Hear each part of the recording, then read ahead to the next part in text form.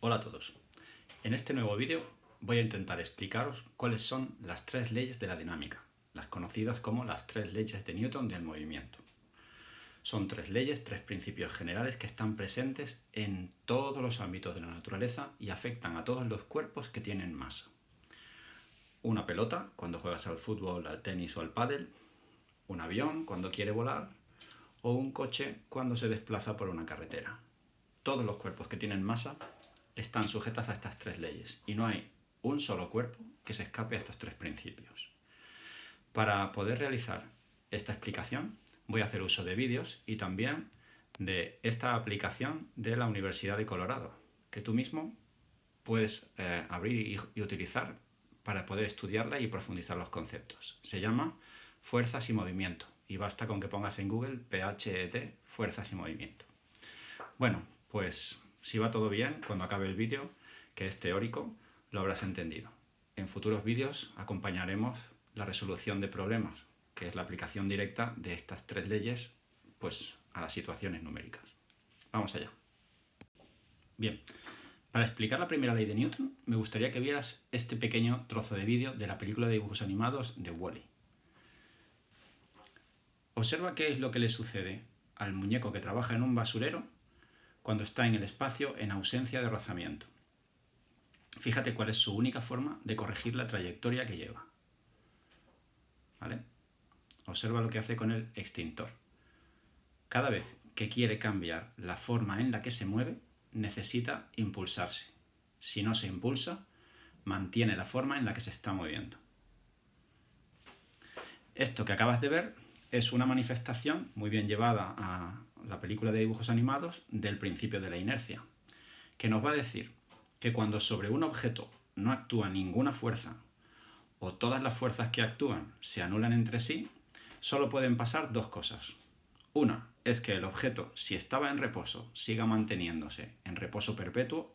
Y dos, si el objeto ya llevaba un movimiento y las fuerzas o no existen o se anulan, seguirá moviéndose siempre con un movimiento rectilíneo y uniforme. Lo vamos a dejar por escrito.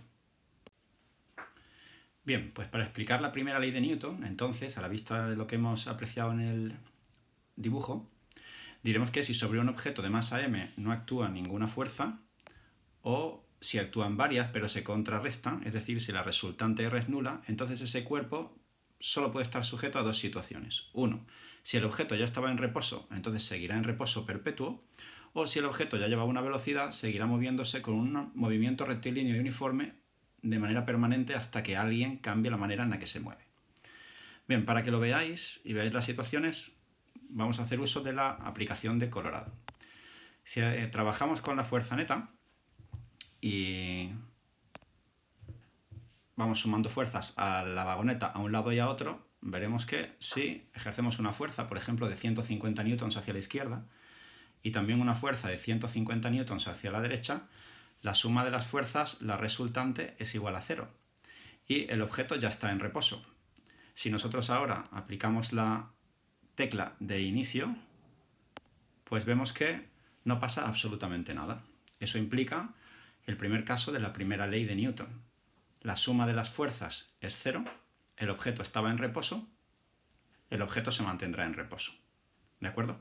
Vais a ver que si en vez de hacer la misma fuerza disminuimos las fuerzas en uno de los sentidos, de manera que hacia la derecha la fuerza es de 150 newtons y hacia la izquierda de 50 newtons, la fuerza resultante será de 100 hacia la derecha.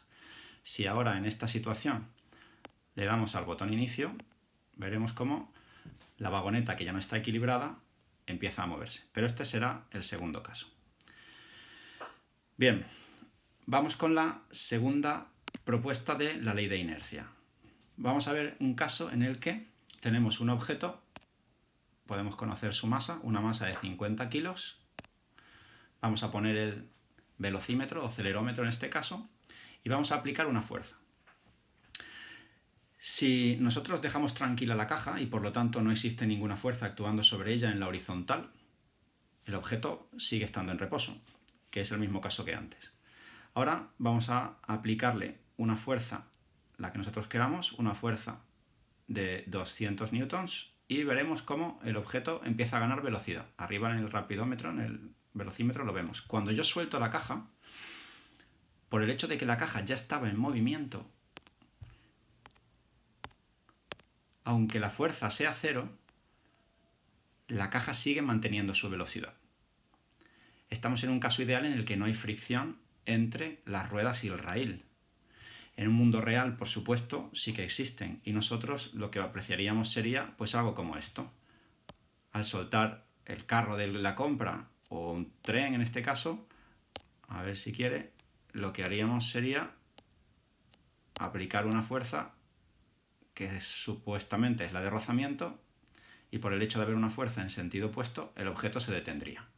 Pero incluso así, sin haberlo parado del todo, si dejamos de actuar sobre él, el objeto vuelve a mantener la velocidad que llevaba, de manera perpetua, ¿vale? Y esto es la primera ley de Newton o la ley de la inercia. Vamos a ver, no obstante, qué es lo que significa esto de la inercia, porque es un concepto que se utiliza socialmente, pero muchas veces no sabemos lo que es.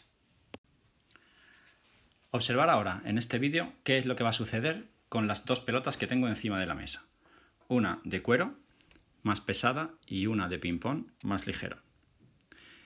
Voy a darles el mismo impacto a ambas bolas y lo voy a hacer con un lápiz rígido. En el momento en el que yo impulse el lápiz, ambas recibirán el mismo impacto. Quiero que veáis cómo responden la una y la otra. 1, 2 y 3. ¿De acuerdo? Lo habéis visto muy bien. La pelota, que tiene muy poca masa, pesa 1 gramo y pico, ha salido muy rápidamente disparada, mientras que la pelota, que es más pesada, pesará unos 100 gramos, apenas se ha movido. La menor respuesta de esta pelota ante el mismo impacto, comparada con la de ping-pong, implica que esta pelota tiene una mayor masa y por lo tanto una mayor inercia. Por eso su respuesta ha sido más lenta. Esto es un concepto que entendemos fácilmente. Es el mismo concepto, por ejemplo, que ocurre cuando nosotros estamos montados en el autobús y ese autobús frena y nuestro cuerpo, que tiene mucha masa, pues quiere continuar el movimiento. Es algo que hemos experimentado todos. Por lo tanto, concluimos que la primera ley de Newton o ley de inercia está relacionada con el concepto de la masa de un cuerpo medida en kilogramos. Y decimos que la masa de un cuerpo es una medida de su inercia y que nos informará más o menos de la fuerza que hemos de hacer sobre este cuerpo para poder moverlo con mayor o menor aceleración. Vamos ahora con la segunda ley. Bien, pues la segunda ley de Newton, o ley fundamental de la dinámica, establece que la suma distinta de cero de todas las fuerzas que actúan sobre un objeto de masa m provoca sobre este objeto una aceleración a, y esa aceleración es directamente proporcional a dicha fuerza resultante. Su valor viene dado por la ecuación aceleración igual a suma de fuerzas, las que están a favor menos las que están en contra, partido por la masa. ¿Esto qué quiere decir? Esto quiere decir, el hecho de que la aceleración y la masa sean inversamente proporcionales, quiere decir que para una fuerza dada, cuanto mayor es la masa, menor es la aceleración del objeto, y viceversa. Es lo que hemos visto en la pestaña anterior con las dos bolas. Bien, para ilustrar este fenómeno de la segunda ley, vamos a hacer uso de la aplicación otra vez. Volveremos a tener el muñeco, vamos a dar los valores a las masas, y lo que vamos a hacer es un cálculo muy sencillo. Mirad, vamos a aplicar una fuerza de 100 newtons a un objeto de 50 kilos.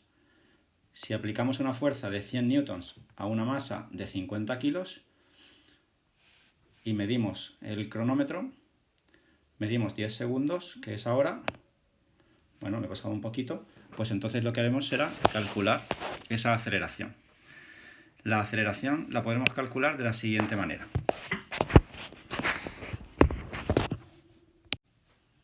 Así. Puesto que la fuerza es de 100 newtons y la masa es de 50 kilos, aplicando la segunda ley de Newton, conocida la fuerza y la masa, podemos calcular la aceleración. Este objeto ha ido acelerando con una aceleración de 2 metros por segundo al cuadrado. No tenemos la posibilidad de ver el cronómetro, pero el objeto ha estado en marcha durante 11 segundos aproximadamente. Puesto que el objeto describe un movimiento mRUA con una aceleración constante y conocemos cómo cambia la velocidad con el tiempo, podemos ver que si partió del reposo con una aceleración de 2 metros por segundo durante 11 segundos, ha alcanzado una velocidad final de 22 metros por segundo. Esos 22 metros por segundo son los que pueden verse reflejados aquí. Bueno, pues una vez hecho este ejercicio numérico sencillo, vámonos a ir a la vida real, ¿vale? Una vida real en un sitio como el nuestro donde existe la fricción, donde existe el rozamiento. Vamos a activar esta pestaña de la Universidad de Colorado. Bien, vamos allá. Si vamos aumentando poco a poco la intensidad de la fuerza de este muñecote, a ver si quiere. Ahí la tenemos, ahí la tenemos. Veremos en naranja la fuerza impulsora positiva, en rojo la fuerza de rozamiento negativa y en verde la fuerza resultante. ¿Vale? Vamos a repetir el proceso otra vez. Vamos allá. Poco a poco, aumentamos poco a poco, mientras que la fuerza naranja hacia la derecha es igual que la fuerza roja, que es la de fricción, el objeto no se mueve. ¿Cuándo empezará a moverse? Cuando la fuerza impulsora o motriz sobrepase la fuerza de rozamiento. Y entonces el objeto acelerará. Tanto mayor la aceleración, cuanto mayor sea la fuerza aplicada. En el momento en el que ya va demasiado rápido, soltamos y entonces la fuerza roja, que es la de fricción, detendrá el proceso. Bien, pues con todos estos valores, podéis ir practicando para calcular las aceleraciones, ¿vale? Lo vamos a hacer en unos problemas enseguida. Por último, vamos a hablar de la tercera ley de Newton o ley de acción y reacción. Esta ley establece que cuando dos cuerpos interaccionan, la fuerza que uno ejerce sobre el otro es una fuerza que tiene la misma dirección, la misma intensidad, pero sentido contrario que la que el cuerpo 2 ejerce sobre el cuerpo 1. Mira, el ejemplo típico es el de tirar una cuerda e intentar retar a tu compañero o tu compañera. Cuando esta persona de aquí, que llamamos cuerpo 1, tira de la cuerda, lo que está haciendo es una fuerza, aquí la dibujamos, la fuerza de 1 sobre 2. Está aplicada en el cuerpo 2 y va dirigida hacia 1, puesto que su intención es llevarse a la persona hacia allá. Esta fuerza que veis aquí es la fuerza que ejerce el cuerpo 2 sobre el cuerpo 1, que está aplicada también sobre la cuerda, por lo tanto tienen la misma dirección, pero como podéis ver tienen sentido opuesto. Esta apunta hacia la derecha, mientras que esta apunta hacia la izquierda. Lo más importante es que el módulo de ambas fuerzas, la longitud del vector, es la misma. Los mismos newtons de fuerza que ejerce 1 sobre 2, las ejerce 2 sobre 1 si están en reposo. ¿De acuerdo? Mirad ahora este vídeo, el vídeo de abajo a la izquierda, donde hay un padre y una hija que están patinando. Vamos a darle al vídeo a ver qué es lo que sucede. Mirad, cuando los dos se empujan, por llevar patines para disminuir el rozamiento, las fuerzas que ejercen uno sobre el otro son iguales. La verde y la roja son dos flechas que son iguales, ¿de acuerdo? Esas dos fuerzas que son iguales lo que nos dicen es que las interacciones son las mismas, pero ¿qué es lo que sucede? Que el padre pesa más que la hija y por lo tanto, ante la misma fuerza, la respuesta es diferente, porque la inercia es mayor. Esto es algo que vimos en la primera ley, ¿de acuerdo? Bien, ¿para qué es importante esta ley? Pues la tercera ley de Newton es la ley que se cumple, por ejemplo, cuando caminamos. Cada vez que tú caminas, impulsas el suelo hacia atrás y el suelo te devuelve la misma fuerza sobre tu zapato hacia adelante y por eso te puedes impulsar. Pensad qué difícil sería intentar caminar flotando en el aire. Si no tienes nada sobre lo que apoyarte, es muy difícil impulsarte. ¿De acuerdo? Es muy difícil, por ejemplo, que un avión pudiera volar si no tuviera una turbina con la que propulsarse. Cuando la turbina impulsa el aire hacia atrás concentrado y a gran velocidad, es el aire quien devuelve, en función de la tercera ley, la fuerza sobre el avión hacia adelante y que le permite ganar velocidad. ¿Vale?